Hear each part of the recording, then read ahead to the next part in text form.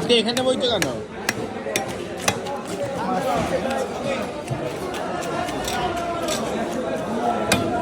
দেশি দেশি দেশি দেশি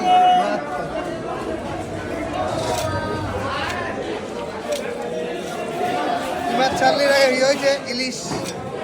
না সেরকম একটা হয়নি, আস্তে আস্তে হবে, আস্তে আস্তে।